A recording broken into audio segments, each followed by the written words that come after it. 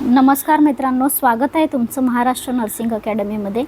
आपण nursing in 7 minute series शिकत आहोत. तर आजचा आपला आहे डे 4.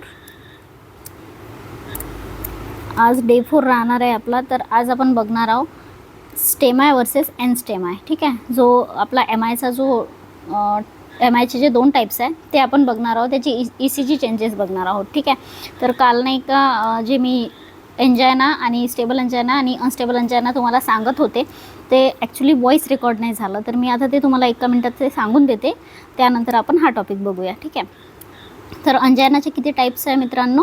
2 टाईप आहे. ठीक आहे, एक आहे स्टेबल अंजायना आणि दुसरा आहे अनस्टेबल अंजायना. ठीक आहे, तर स्टेबल अंजायना आपण आधी बघू. स्टेबल अंजायना काय राहते, यामध्ये पेन जो असते तुमचा पेन हा प्रेडिक्टेबल असतो. ठीक आहे, प्रेडिक्टेबल पेन असतो. म्हणजे जसं आता तुम्ही पायऱ्या चढत आले आणि त्यानंतर तुम्हाला पेन सुरू झाला लगेच. ठीक आहे, मग तुम्ही काय केलं, पेन सुरू आहे तर रेस्ट घेतली. ठीक आहे, रेस्ट घेतली, थोड्या वेळाने तुमचा पेन जो आहे तो कमी होऊन जातो. दॅट इज तुमचा स्टेबल अंजायना. ठीक आहे, देन नेक्स्ट आहे अनस्टेबल अंजायना. अनस्टेबलमध्ये काय होणार, पेन तुमचा प्रेडिक्टेबल नाही आहे. तुम्ही रेस्ट करत असणार तरीही तुम्हाला पेन होऊ शकतो. न्यू ऑनसेट आहे याचा, न्यू ऑनसेट असणार आणि फ्रिक्वेन्सी जी आहे ती इन्क्रीज होत राहणार. ठीक आहे, तर हे तुमचं अनस्टेबल अंजायना आहे.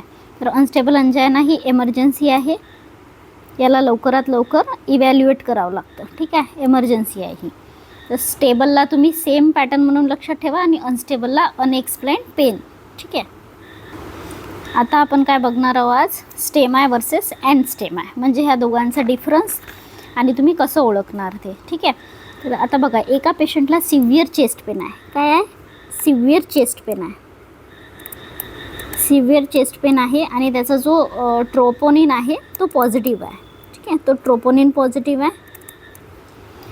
आणि ECGमध्ये बघा काय आहे, ECGमध्ये एकाच्या पेशंटला ST इलिव्हेशन आहे आणि दुसऱ्याला नाही. एकाला ST इलिव्हेशन आहे आणि दुसऱ्या पेशंटला ST इलिव्हेशन नाही आहे ECGमध्ये. ठीक आहे, तर दोघांनाही MI आहे कसं म्हणणार आपण, दोघांना पण MI आहे, पण कसं होऊ शकतं, तर हेच आपण आता बघणार आहे. तुम्हाला यानंतर ह्या दोन्ही टॉपिकमध्ये स्टेमाय आणि नॉन एन स्टेमाय या दोघांमध्ये कन्फ्युजन राहणार नाही. तर चला हे आपण बघूया आता. सर्वात आधी सांगा मला स्टेमायचा फुल फॉर्म. स्टेमाय म्हणजे काय, ST इलिव्हेशन मायोकार्डियल इन्फार्क्शन. ठीक आहे, आणि एन स्टेमाय म्हणजे non ST elevation MI myocardial infarction. ठीक आहे, एकामध्ये ST इलिव्हेशन होत आहे आणि दुसऱ्यामध्ये ST इलिव्हेशन नाही होत आहे. दोन्हीमध्ये ॲक्यूट मायोकार्डियल इंजुरी तर होतेच. ठीक आहे, आणि कार्डियाक ट्रोपोनिन राईज किंवा फॉल दिसू शकतो तुम्हाला. ठीक आहे, ट्रोपोनिन एकतर राईज राहणार किंवा फॉल राहणार. समजलं. आता मेन डिफरन्स काय आहे ते बघूया. मेन डिफरन्स जो आहे ना मित्रांनो, तो तुमचा एक तर ECG पॅटर्नमध्ये राहणार, ECG पॅटर्नवरून तुम्ही ओळखणार, आणि दुसरा जो राहणार आहे तुमचा कोरोनरी ऑक्लुजनवरून. ठीक आहे, तुमचं कोरोनरी आर्टरीचं जे ऑक्लुजन आहे त्यावरून तुम्ही सांगू शकणार की हा एन स्टेमाय आहे की स्टेमाय आहे. ठीक आहे, त्याआधी एक तुम्हाला मी सांगून देते. हे बघा, हे मी ईबुक लॉन्च केलेलं आहे. यामध्ये तुम्हाला MSNचे जे इम्पॉर्टंट सगळे टॉपिक आहे सिस्टीम वाईज कवर केलेले आहे. ठीक आहे, यामध्ये तुम्हाला पोस्टर्स मिळतील, ठीक आहे, PYQ मिळतील, नॉरसेट्सचे पल्स मिळतील, नॉरसेट टाईपनी क्लिनिकली जे काही क्लिनिकल टाईपचे क्वेश्चन्स मिळतील, आणि डिसीज वाईज आणि सिस्टीम वाईज हे सगळं एक्सप्लेन केलेलं आहे. हे व्यवस्थितपणे चार्ट्स पोस्टर्सनी बनवलेलं आहे व्हिज्युअल फॉर्मॅटमध्ये. त्यासोबत तुम्हाला यामध्ये 4 बोनसेस आहे आणि तुम्ही हे जे मी साईट प्रोव्हाइड करेल कमेंटमध्ये, तिथून तुम्ही हे डाउनलोड करू शकता. याची प्राईस फक्त 199 रुपीज. एका पिझ्झापेक्षा पण कमी ठेवलेली आहे. इन केस कोणाला पाहिजे असेल तर तुम्ही घेऊ शकता. तर चला आपण आपला टॉपिक बघू आता. हे बघा, या पोस्टरवरून तुम्ही किती इझिली समजू शकता. जर स्टेमाय आहे ते ST इलिव्हेशन मायोकार्डियल इन्फार्क्शन आहे. यामध्ये मी तुम्हाला म्हटलं होतं की तुम्ही ऑक्लुजन, कोरोनरी आर्टरीच्या ऑक्लुजनवरून ओळखू शकता आणि ECG पॅटर्नवरून. तर बघा, इथे आहे कंप्लीट ऑक्लुजन दिसेल तुम्हाला, जवळपास कंप्लीट ऑक्लुजन राहील. ॲक्यूट कंप्लीट और नियर कंप्लीट ऑक्लुजन आहे कशामध्ये, स्टेमायमध्ये. ठीक आहे. आणि एन स्टेमायमध्ये नॉन एस्टी इलिव्हेशनमध्ये काय आहे, थ्रोम्बस पार्शली ब्लॉक करते आर्टरीला. ठीक आहे. इथे कंप्लीट ऑक्लुजन आहे, इथे पार्शल ऑक्लुजन आहे. तर हे तुम्हाला व्हिज्युअली जर अशा टाईपचे तुम्ही डायग्राम्स बघितले तर तुम्हाला इझिली लक्षात राहील. तर अशा पोस्टर फॉर्ममध्येच मी ई बुक बनवलेलं आहे. सो हे कळलं तुम्हाला. आता ECG पॅटर्न्स बघूया. यामध्ये बघा जे स्टेमाय आहे, स्टेमायमध्ये मी तुम्हाला काय सांगितलं,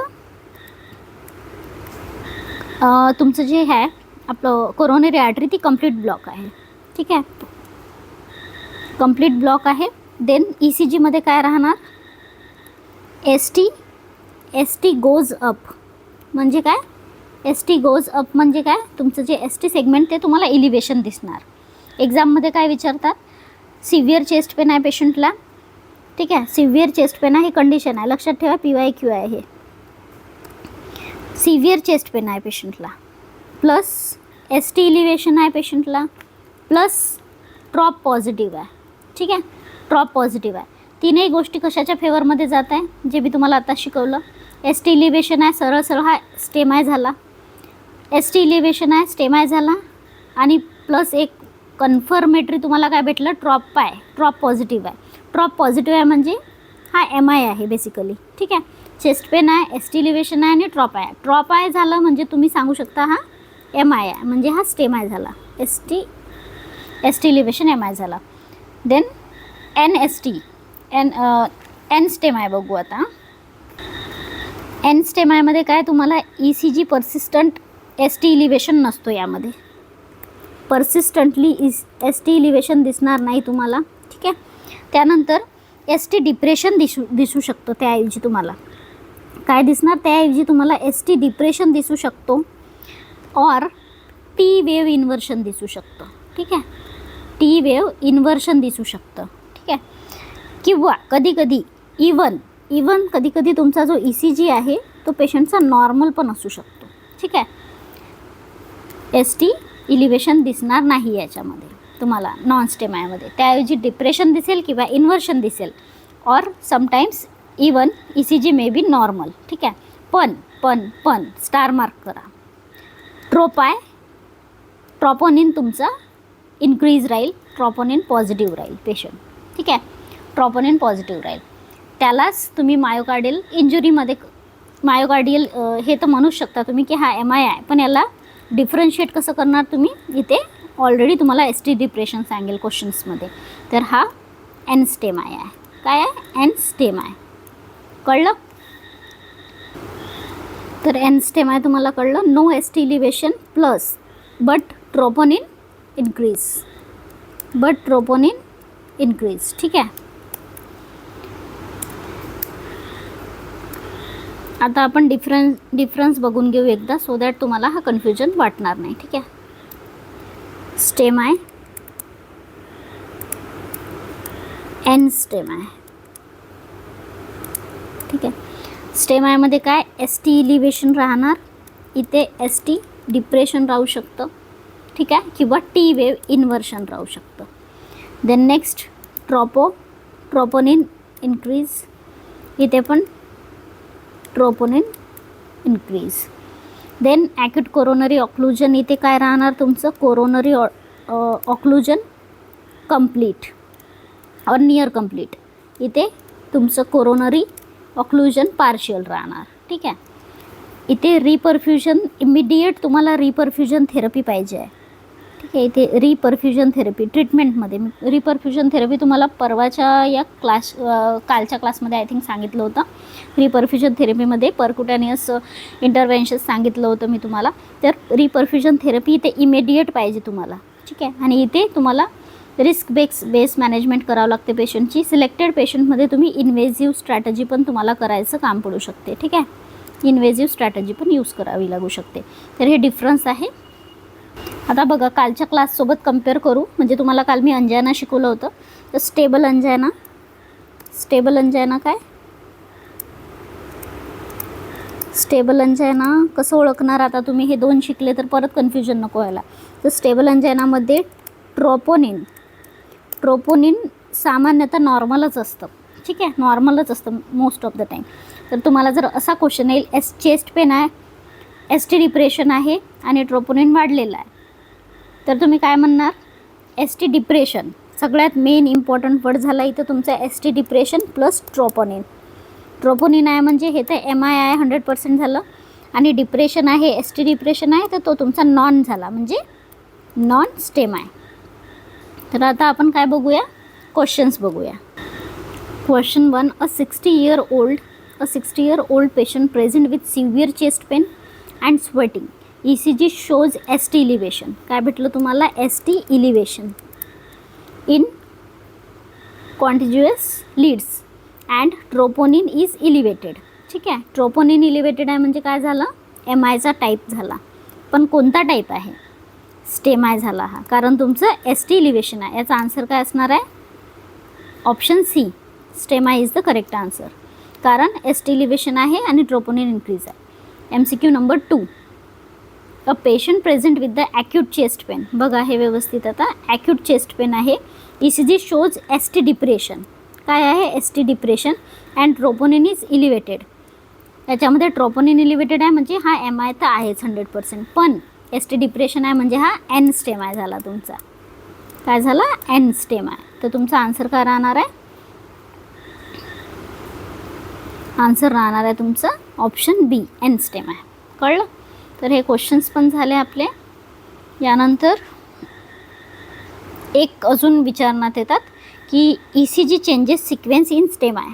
हा PYQ आहे. ECG चेंजेस सिक्वेन्स कशामध्ये? कशामध्ये सिक्वेन्स विचारतात? स्टेमायमध्ये. स्टेमायचा ECG सिक्वेन्स काय राहतं? सगळ्यात आधी हायपर ॲक्यूट टी वेव. ठीक आहे, हायपर ॲक्यूट टी वेव, त्यानंतर ST इलिव्हेशन, त्यानंतर टी वेव इन्व्हर्शन आणि ऑर क्यू वेव डेव्हलप. ठीक आहे, ऑर क्यू वेव डेव्हलप. तर काय आहे ट्रिक तुमची? TST T और Q. कळलं?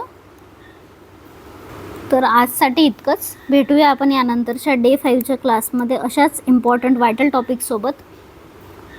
Thank you guys for watching.